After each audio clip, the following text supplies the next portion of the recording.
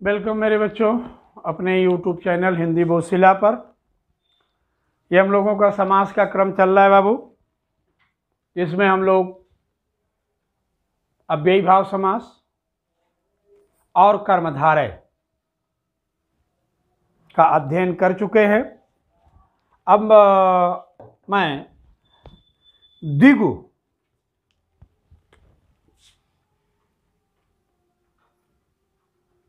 द्विगु समास का अध्ययन करेंगे हम लोग। द्विगु समास, इसका भी उत्तर पद प्रधान होता है और यह भी एक तरह का तत्पुरुष ही है। हालांकि तत्पुरुष का अभी जिक्र नहीं करना चाह रहा हूं, क्योंकि कर्मधारय और द्विगु ये तत्पुरुष का लक्षण धारण तो करता है, लेकिन ये दोनों समास कर्मधारय और द्विगु स्वतंत्र रूप से भी प्रकट होते हैं। तो मैं अभी इनका जो स्वतंत्र फ्रेम है, इंडिविजुअल फ्रेम है, उसी पर चर्चा कर रहे हैं। जब मैं तत्पुरुष पढ़ाऊंगा तो इनकी जिक्र पुनः करूंगा, क्योंकि तत्पुरुष में आओगे तो तत्पुरुष में सबसे पहले दो विधान आएगा, लुप्त कारक और लुप्त पद और अलुप्त कारक। तो तीनों का क्या सिस्टम है, कैसे इनको हम निकालेंगे, तो उसमें जब हम लुप्त कारक की स्थिति में आएंगे तो ये दोनों ही आएंगे मेरे सामने, कर्मधारय भी और द्विगु भी। अलुक में आएंगे तो उसका सिस्टम अलग हो जाएगा। तो तत्पुरुष समास कई खंडों में बटा हुआ समास है, इस नाते उसका यहां पर जिक्र नहीं करूंगा, बल्कि कर्मधारय को जिस तरह से स्वतंत्र रूप से पढ़ाया हूं उसी तरह से द्विगु को भी स्वतंत्र रूप से पढ़ाऊंगा। द्विगु का उत्तर पद प्रधान होता है, जैसे कर्मधारय का था। इसका जो सूत्र है वो सूत्र है संख्या पूर्वो द्विगुः, संख्या पूर्वो द्विगुः। अब इस तरह से इसमें दो लक्षण हो गए। पहला लक्षण क्या हुआ कि इसका उत्तर पद प्रधान होगा, उत्तर पद प्रधान। दूसरा लक्षण क्या हुआ कि पूर्व पद संख्यात्मक होगा या संख्यावाची विशेषण होगा।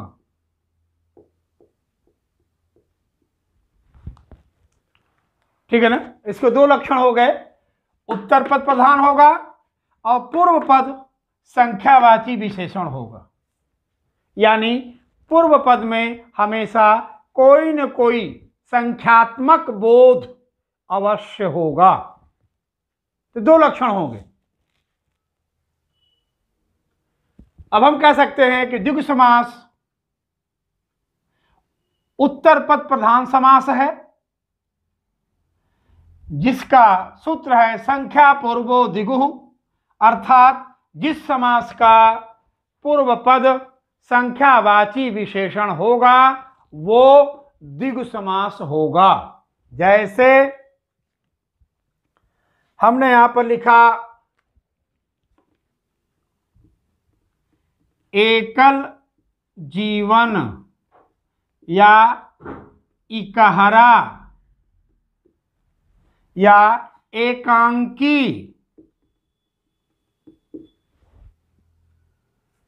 अब देखिए, इसमें भी एक, इसमें भी एक, इसमें नहीं, ये तो जीवन है, इसमें रहेगा। इसमें भी एक, इसमें भी एक दिख रहा है। उसी तरह से द्विवेदी, दोराहा, दोराहा भी कर सकते हैं और दुराहा भी कर सकते हैं, दोनों होगा। द्वंद्व, दोमुहा, दोगला, द्विविधा, तमाम में देखिए इसमें एक एक एक एक चला था, इसमें दो दो दो दो चल रहा है। पूर्व पद हमेशा दो मुहा दो मुंह वाला, द्वंद्व दो विधाओं में फंसा हुआ, दो गला जो दो स्थितियों से अपना रूप दिखा रहा हो, द्विविधा दो तरह के तरीका। इसी तरह से आप इसको चाहे तो 3 से कर लें, जैसे मान लो 3 तक का हम आपको बता देते हैं। त्रिकोण, त्रिभुज, तिराहा,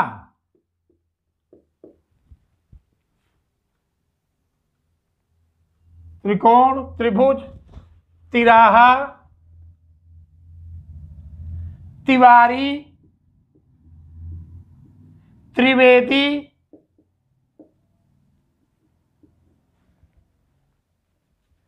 त्रिशंकु,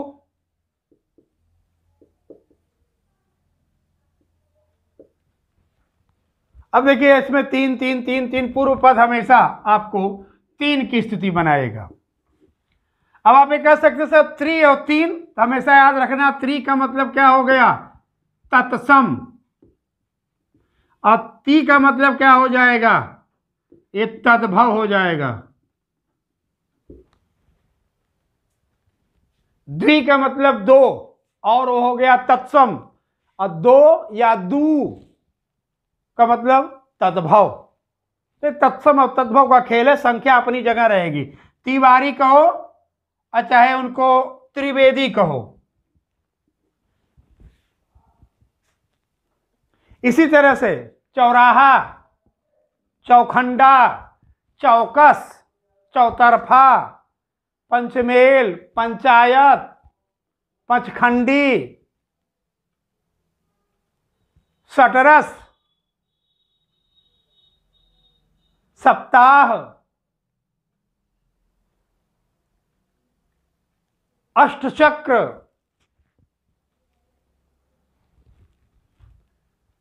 नवगाय, नवगांव, चारबाग, 10 दिक,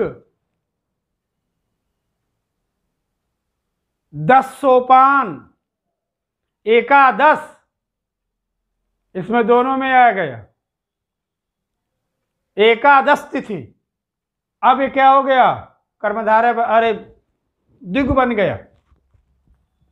इसी तरह से सहस्त्राब्दी, शतायु, सहस्त्राब्दी, शताब्दी, तमाम संख्यावाची विशेषण लगा करके शब्द का निर्माण कर सकेंगे। अब मित्रों हम चर्चा करेंगे कर्मधारय के सावधानी का, जो परीक्षा में अति उपयोगी होते हैं। जो परीक्षा में क्या होते हैं, अति उपयोगी। देखो बच्चों, मैंने शुरू में भी आपको बताया हूं और हर समास में इसको दोहराता हूं, अतः यहां पर भी दोहराते हुए आपको इंगित कर रहा हूं कि हर समास का पद बहुव्रीहि में जाता है, जिसमें कर्मधारय और द्विगु इनके पद बहुतायत में बहुव्रीहि में परिवर्तित हो जाते हैं। बस यही इसकी सावधानी है। इस तरह से हमने देखा है कि इसके जो लक्षण हैं वो 2 लक्षण हैं। पूर्व पद संख्यावाची होगा और उत्तर पद इसका प्रधान होगा। अपने इसी लक्षण को लेकर के ये 2 जगह दिखाई पड़ेगा, द्विगु में भी बहुव्रीहि में भी। द्विगु में क्या होगा कि संख्यावाचक विशेषण से बना पद अगर किसी संज्ञा का पर्यायवाची नहीं है तो द्विगु में रखेंगे, और अगर संख्यावाचक विशेषण से बना पद किसी संज्ञा का पर्यायवाची बन गया तो वही कहां चला आएगा, बहुव्रीहि में। ठीक मेरे बच्चों, इसके कुछ एग्जाम्पल्स हम आपको प्रस्तुत कर रहे हैं, उन्हें आप देखिए। मैं यहां पर लिखा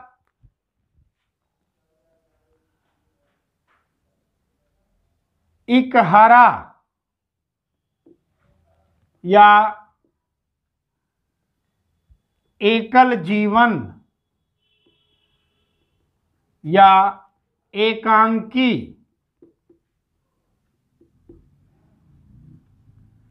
तो देखिए यहां पर किसी का ये पर्यायवाची नहीं बन रहे हैं, सब में एक एक करके आ रहा है। पर्यायवाची न बनने के कारण ये द्विगु समास में रहेंगे। और अगर यहीं पर हम एक दंत कर दें, अब ये एक दंत, इसमें भी एक और दंत है, जो इनका कंडीशन है वही कंडीशन इनका है। दोनों इक्विवेलेंट अपने व्याकरणिक विधा को धारण कर रहे हैं, दोनों का व्याकरण एक ही है, निर्माण भी एक ही है। पर ये श्रीमान जी अपने ग्रुप से निकल करके विजातीय रूप में बहुव्रीहि में चले आए। क्यों? क्योंकि ये एक दंत लक्षण या विशेषण बन गया। किसका? गणेश का। अब गणेश का पर्यायवाची होने के कारण ये जो पद है ये बहुव्रीहि में आ जाएगा। इसी तरह से मेरे बच्चों, हम यहां पर आपको द्विविधा, अभी उन्हीं सभी का चर्चा करेंगे। द्विविधा, दुराहा या दूराहा, इसको हम दूराहा ही कर दें।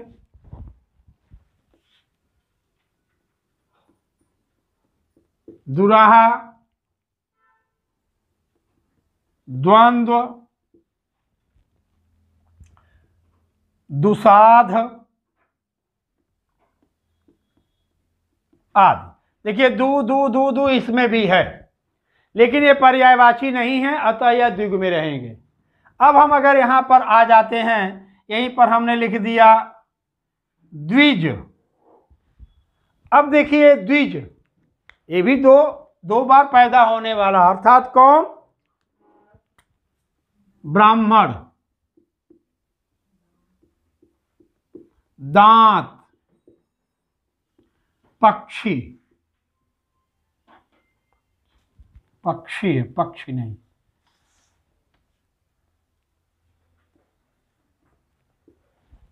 अब इनके पर्यायवाची होने के कारण, ठीक है ना, ब्राह्मण, दांत और पक्षी, ये 2 बार में पैदा होते हैं, ये 1 बार में पैदा नहीं होते। इसलिए इनको क्या कहा जाता है? द्विज। ये इनके लक्षण हो गए, पर्यायवाची बन गए। जैसे एक पक्षी है, तो पक्षी पहले अंडे के रूप में अपनी मां के गर्भ से बाहर आता है, फिर दूसरी बार वो अंडे से बाहर आता है। उसी तरह से हमारे मुंह में दांत 2 बार होते हैं, एक दूध के दांत होते हैं, इसके बाद एडल्ट होने के दांत होते हैं। ब्राह्मण 2 बार में पैदा होता है। एक बार तो जन्म लेता है अपनी मां के गर्भ से, फिर संस्कारे द्विज उच्चेत, फिर संस्कार से वो ब्राह्मण बनाया जाता है। कोई जन्मजात ब्राह्मण नहीं होते। जन्मना जायते शूद्र, सबसे बड़ी जात क्या है? शूद्र जाति है। सबसे महान जाति कौन है?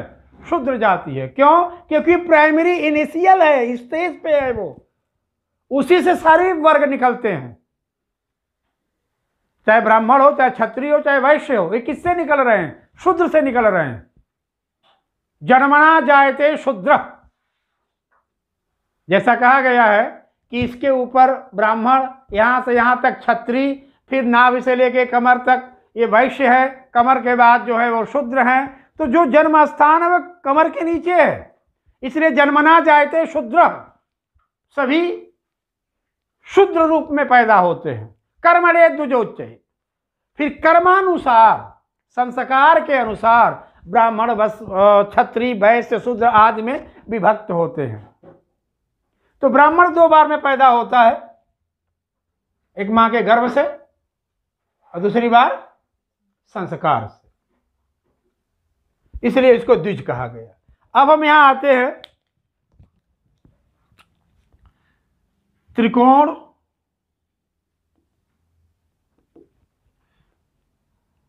त्रिलोक, इसको याद रखना मेरे बच्चों, ये त्रिलोक को देखो सर अंडरलाइन कर दे रहा हूं क्योंकि ये बहुत कंफ्यूजिंग है, बहुत ही कंफ्यूजिंग है। तो त्रिकोण हो गया, त्रिलोक हो गया, तिराहा, त्रिकाल, त्रिखंड आदि आदि। अब आते हैं बहुव्रीहि में। तो देखिए सबसे पहले हम यहां पर त्रिलोकी लिख देंगे क्योंकि ये आपके लिए बहुत आवश्यक है। ये देखिए ये दोनों शब्द बार बार परीक्षाओं में पूछे जाते हैं और बच्चे गुमराह हो जाते हैं। कभी त्रिलोक को बहुव्रीहि बना देते हैं, कभी त्रिलोकी को द्विग बना देते हैं। तो त्रिलोक का मतलब हुआ तीन लोकों का समूह, ये समाहार है। यहां पर क्या इसका मीनिंग होगा, तीन लोकों का समूह। यहां पर त्रिलोकी तीन लोकों का मालिक, अर्थात कौन, विष्णु। ये कौन हो जाएंगे, विष्णु हो जाएंगे।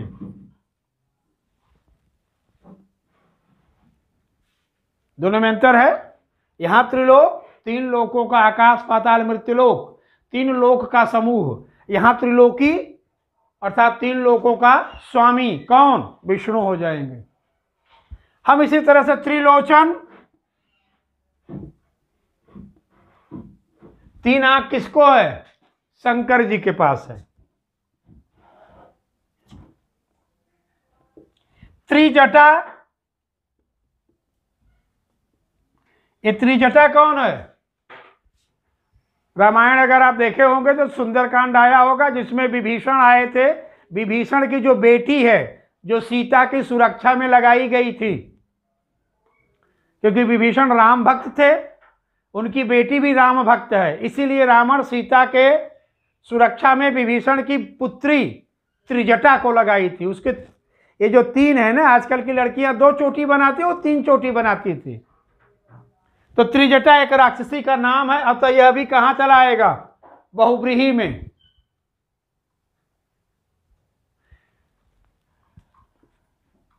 त्रिभंगी, अब यहां देखिए त्रिभंगी, एक बच्चे ने फोन करके पूछा था कि सर मैं पर्यायवाची पढ़ रहा हूं, इसमें कृष्ण जी की पर्यायवाची है जिसमें त्रिभंगी लिखा है, तो क्या भगवान कृष्ण तीन भंगियों के बराबर थे? हम कहे हाँ बेटा तुम्हारा प्रश्न तो बहुत बढ़िया है, तीन भंगियों के बराबर कृष्ण नहीं थे। त्रि माने तीन, भंग माने टेढ़ा। जब वो बांसुरी बजाते हैं तो तीन जगह से टेढ़े होते हैं।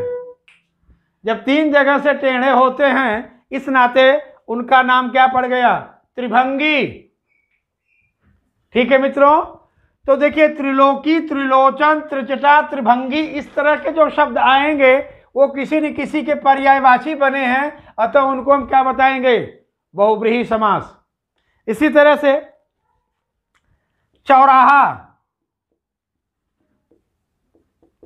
चौबे, चौखंडा,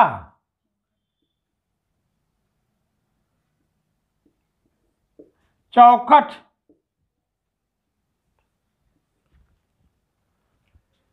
बहुत सारे शब्द हैं लेकिन जहां जगह जितनी उतनी बता रहा हूं।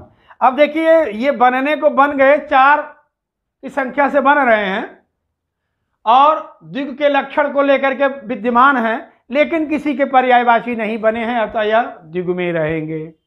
और अगर हम यहां पर लिख रहे हैं चतुरानन,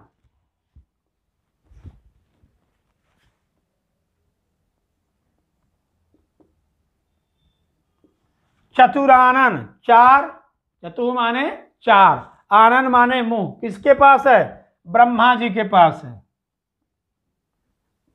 ये ब्रह्मा का पर्यायवाची है चतुरानन। चतुर्भुज,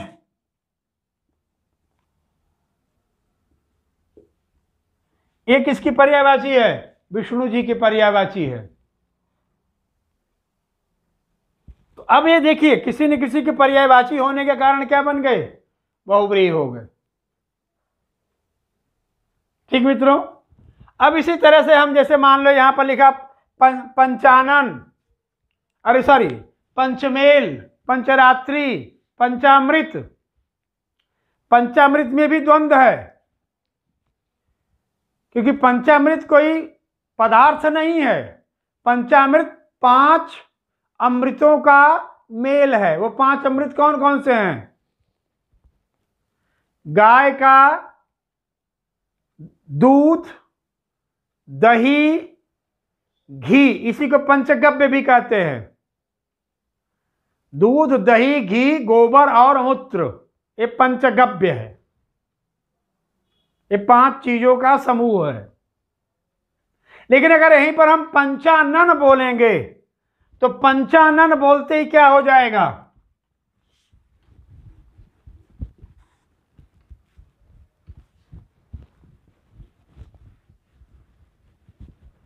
पंचानन,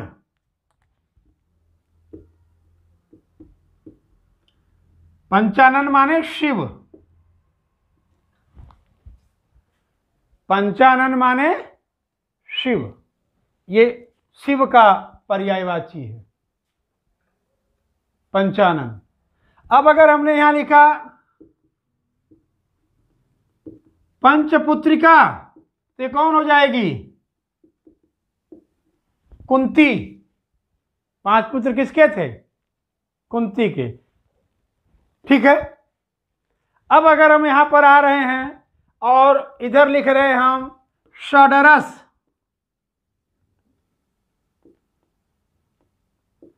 षडरस यानी 6 रसों का समूह। षटकोण,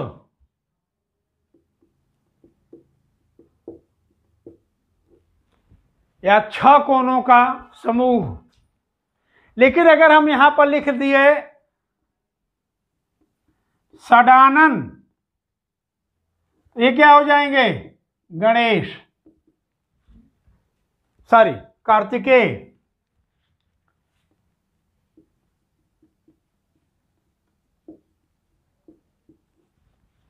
ये कार्तिकेय की पर्यायवाची बन जाएगी। इसी तरह से यहां हम सप्ताह, सप्त दिवस, 7 दिवसीय। लेकिन अगर यहां पर आप सप्तऋषि बोल दिए तो बहुव्रीहि हो जाएगा। यहां पर हम अष्टचक्र बोलेंगे, अष्टकोण बोलेंगे, अष्टचक्र या अष्टकोण तो क्या होगा? द्विगु। लेकिन अगर यहां पर हम बोल दिए अष्टावक्र,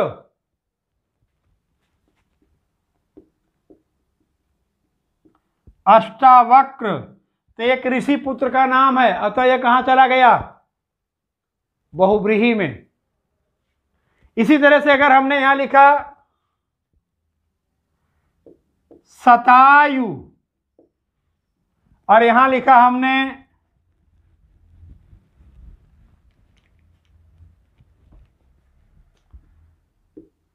शताक्ष, तत्सम्य करेंगे तो ये शताक्ष हो जाएगा। दोनों स्थितियों में रहेगा। तो अब ये कि कौन हो गया? इंद्र।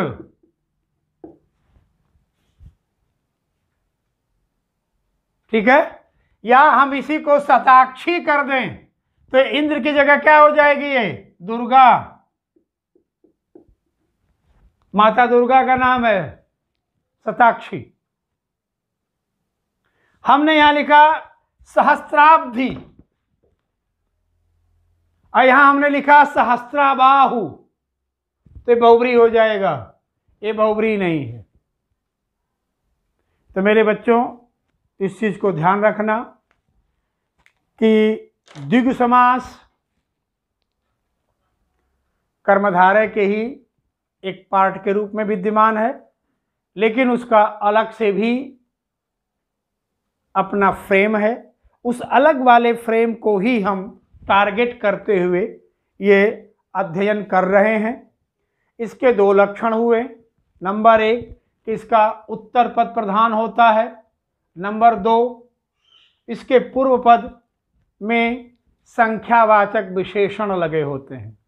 कर्मधारय में और द्विगु में मात्र इतना ही अंतर है कि कर्मधारय का विशेषण संख्यावाचक नहीं होता, जबकि द्विगु का विशेषण संख्यावाचक होता है। यही लक्षण इन दोनों समास को अलग अलग करता है, वरना दोनों समास को अलग अलग करने का दूसरा कोई कारण नहीं है। तो दो लक्षण आपके समझ में आ गए, ये क्लियर हो गया। अब ये समास द्विगु में तो रहता ही है, द्विगु से निकल करके बहुव्रीहि में आता है। किन कंडीशनों में? जब द्विगु समास का कोई पद किसी संज्ञा का पर्यायवाची बनता है। तो कौन कौन से थे ये आपके सामने हमने प्रस्तुत कर दिए। ठीक बच्चों, तो अब हमारा द्विगु समास का ये चैप्टर पूरा हुआ। नेक्स्ट में हम लोग तत्पुरुष को स्टार्ट करेंगे। ठीक बच्चों, धन्यवाद।